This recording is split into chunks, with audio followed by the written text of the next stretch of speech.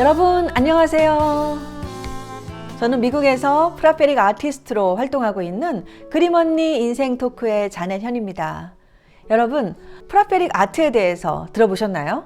프라페릭 아트는 주님께서 주시는 영감을 그림을 통해서 사람들에게 시각적으로 이해할 수 있게 전달하는 것을 이제 말하는데요. 그림을 그리는 아티스트, 보통 세상적인 아티스트는 다 자기의 철학이 있죠. 그림에 대한 철학, 또 자신의 예술 세계, 그런 것들이 다 있습니다. 근데 이 프라페릭 아티스트한테는요, 그림에 대한 철학, 예술 세계, 사실 그런 거 별로 중요하지 않습니다.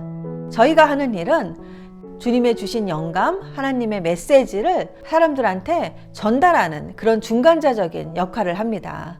그러다 보니까 저는 저를 배달업에 종사하는 사람이라고 생각을 해요. 주님께서 주시고 싶어하는 그런 이미지를 여러분한테 전달하는 전달자의 역할을 제가 하고 있습니다. 여러분, 오늘 여러분과 함께 나눌 그림은 바로 기적에 관한 겁니다. 오병이어, 오병이어의 기적. 우리들이 너무 좋아하는 이야기죠. 오병이어의 기적. 여러분에게 오병이어의 기적이 다 임할 줄을 믿습니다. 옆에 보이시죠? 이 그림에서 보면은 하늘에서 물고기들이 막 떨어지고 있어요. 빵도 떨어지고 있고, 그리고 주님은 하늘을 우러러 축복 기도를 하고 계십니다. 우리가 기적을 이야기할 때 꼭 홍해가 갈라져야지만 그게 기적일까요? 어쩌면 우리 일상 속에서 일어나는 수많은 작은 기적들이 그 크기가 작다고 혹시 우연으로 그냥 넘기는 경우가 혹시 있지 않았을까요? 기적은 결코 우연이 될 수가 없습니다.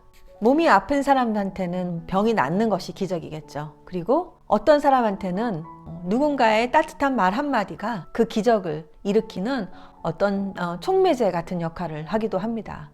여러분은 어떤 기적을 기다리고 계십니까?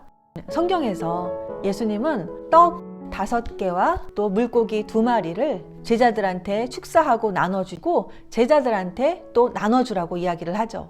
그래서 그렇게 나눠줬을 때 거기에 모여있던 거의 5,000명이 넘는 사람들이 그것을 충분히 배불리 먹고도 12광주리가 남았다는 이야기가 있습니다. 어떻게 보면 좀 황당한 이야기예요, 그냥 들으면은. 근데 실제로 아직도 아프리카 선교지라든지 아니면 중국의 지하교회, 또 북한, 이렇게 복음이 막혀있는 곳에서는, 또 핍박과 박해가 있는 곳에서는 이런 이야기들 사실 수없이 많이 일어납니다. 이 그림에서는 물고기들이 막 떨어지고 있어요. 그리고 이 밑에 이 사람들은 바둥바둥 하루하루를 살아가는 우리들의 모습입니다. 우리가 어떤 생각의 틀에 묶여 있으면 그 생각의 틀로 인해서 많은 축복들을 놓치는 경우가 있습니다. 재미있게 예를 들어서 한번 이야기를 해보면, 이렇게 하늘에서 막 지금 물고기들이 떨어지고 있어요.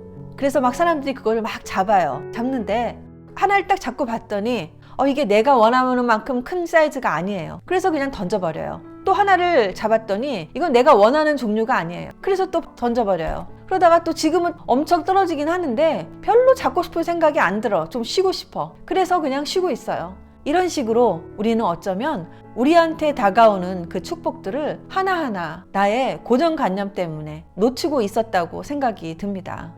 여기에서 보면 이제 물고기를 보니까 생각이 나는데요. 물고기 하면은 기독교 역사랑 관련이 깊죠. 여러분도 아시다시피 초대 기독교 역사서부터 시작해서 거의 250년 동안을 로마의 박해 밑에서 카타콤이라고 불리는 지하 묘소에서 기독교인들이 숨어서 생활을 했습니다. 그러다 보니까 웹에서 또 스파이들도 많이 들어왔고, 사실 누가 기독교인인지 이게 100% 이게 믿어지지가 않는 거예요. 그러다 보니까 서로의 신분을 확인할 어떤 암호가 필요했겠죠. 그래서 그 암호로 쓰였던 게 이 물고기 문양입니다. 그 당시 헬라어로 신앙 고백, 주 예수님은 나의 그리스도이십니다. 그것을 첫 글자만 따가지고 만든 단어가 익투스가 바로 물고기를 뜻한다고 합니다.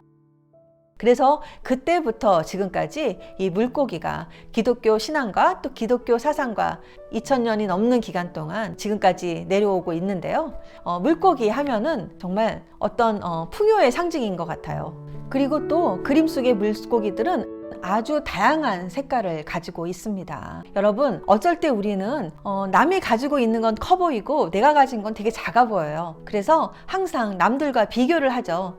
내가 가지고 있는 것보다 내가 없는 거를 남들하고 비교를 합니다. 참 그러면 안 되는데 그게 참 또 쉽지가 않아요. 이렇게 비교 안 하고 사는 게. 그런데 지금 하늘에서 주님께서 내려주시는 저 물고기의 컬러가 너무나 다양합니다. 그리고 또 사이즈도, 크기도 정말 다양하죠. 우리를 향해 주님께서 준비하신 축복의 크기와 축복의 종류는 사람마다 모두 다릅니다. 그런데 내가 받은 축복을 소홀히 여기고 내가 받은 축복을 작게 여기고 남의 축복만 크게 여긴다면은 아마 우리가 내가 받고 있는 그 축복을 놓칠 수도 있을지도 몰라요.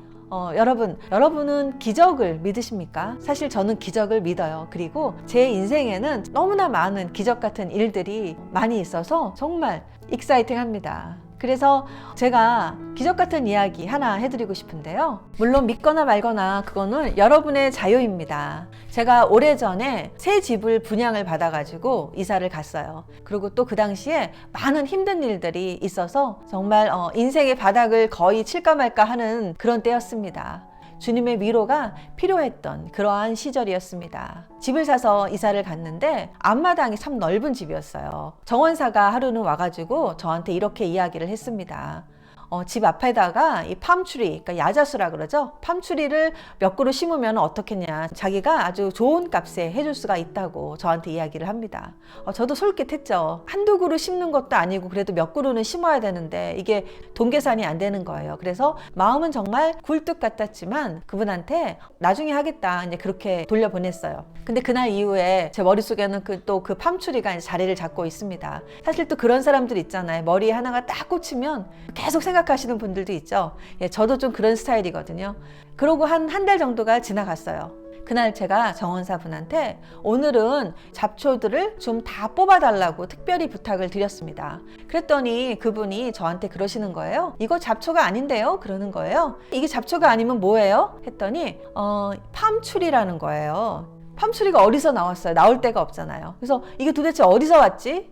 이게 히스패닉 쪽의 그 정원사였는데 그랬더니 아마도 그 바람을 통해서 by the wind 그러면서 바람을 따라서 오지 않았을까 이제 그렇게 이야기를 하세요. 그래서 알았다고는 했는데 제 마음속에서는 도대체 이게 어디서 왔을까? 또 이 팜추리라고 이야기하는 그 잡초들이 한두 개가 아니었어요. 온 그냥 앞마당을 다 깔아버렸어요.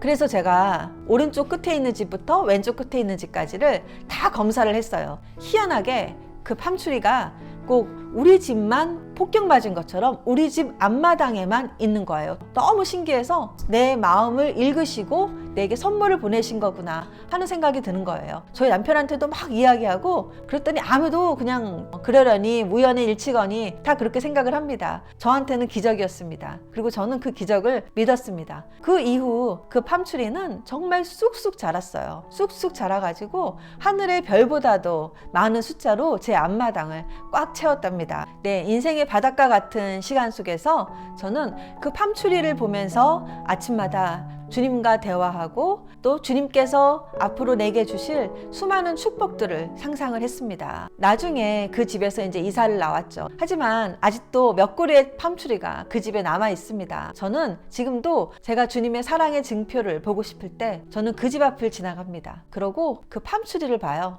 제게는 어느 누구와도 바꿀 수 없는 하나님의 선물이었습니다.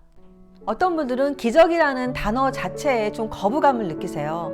특히 이렇게 머리가 이성적으로 많이 발달하신 분들 이해가 안 된다는 거죠. 내 머리로 이해할 수 있는 거는 이미 기적이 아닙니다. 1 더하기 1이 2가 되는 것만 믿으시는 분들 1 더하기 1이 2가 되는 거는 기적이 아닙니다. 그것은 우리가 충분히 노력으로도 할 수 있는 거예요. 하지만 1 더하기 1이 100이 됐을 때 그것은 기적이죠. 저는 그래서 천국의 계산법, 천국의 숫자가 참 좋아요. 아까 오병이어에서도 5개의 빵과 2개의 물고기로 5,000명을 먹였다는 이야기가 나오잖아요.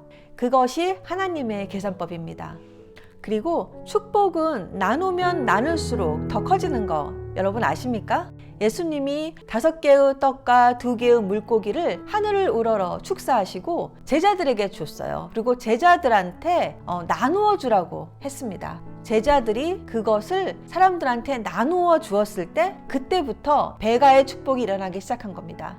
우리가 가지고 있는 어떤 재능이라든지 아니면 물질이라든지 또 아니면 시간이라든지 우리가 가지고 있는 정말 여러 가지 종류의 드릴 것들이 있습니다. 축복을 배가로 만들 수 있는 그런 자원들이 다 모든 사람들한테는 있습니다. 그것을 우리가 주위 사람들하고 나누었을 때 그 축복은 더블이 됩니다. 배가의 축복을 가지고 옵니다. 오늘 내가 가지고 있는 나눌 수 있는 것이 무엇이 있을까? 한번 생각해 보면 어떨까요? 저는 제가 제 그림을 사람들과 여러분과 나누기 시작했을 때부터 제 삶은 너무나 바뀌었습니다. 우리가 다 자기가 가지고 있는 주님께서 우리에게 주신 그 달란트를 주위 사람들한테 나누는 그런 축복이 있었으면 합니다. 오늘의 그림 언니 인생 토크 어떠셨나요? 오늘은 오병이어에 대해서 우리 같이 나누어 봤는데요. 내용이 마음에 드셨다 하면 구독과 또 좋아요 버튼 눌러주시면 저한테 많은 격려가 됩니다. 저는 다음 주에 또 다른 이야기와 다른 그림으로 여러분을 찾아오겠습니다. 이번 주에 여러분한테 정말 좋은 일, 오병이어와 같은 큰 축복들이 다 일어나기를 바랍니다. 감사합니다. 안녕.